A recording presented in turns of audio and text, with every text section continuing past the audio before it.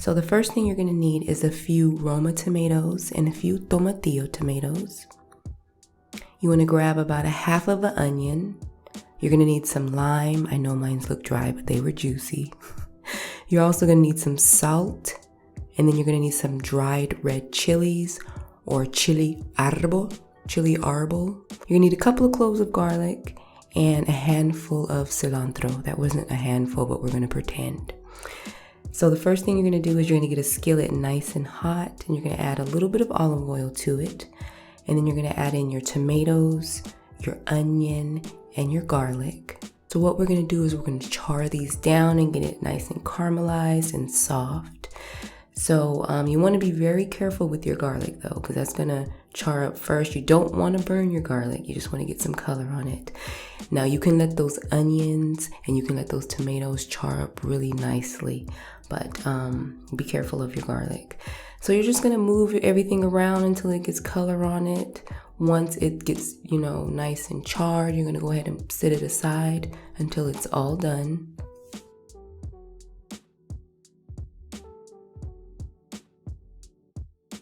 And everything is done, you wanna go ahead and throw in your chilies really quick. Now they're gonna char up super quick, so literally about 5 to 10 seconds. Just move them around in that hot skillet and they'll be done. Don't let them burn. And this is everything when it's done. Now here I'm gonna just throw everything in my food processor.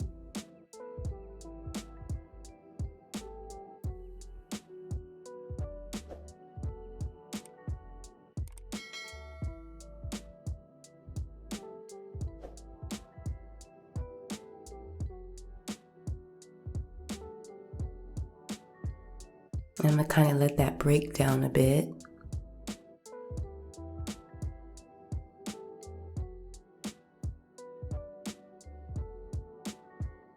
Next, I'm gonna add in my cilantro, salt, and lime juice. Now you can add in some chicken bouillon powder to give it that extra flavor, but I just added salt.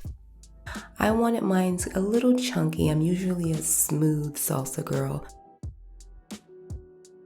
You got it like you like it.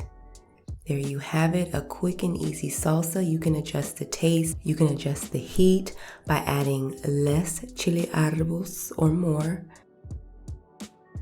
Yum.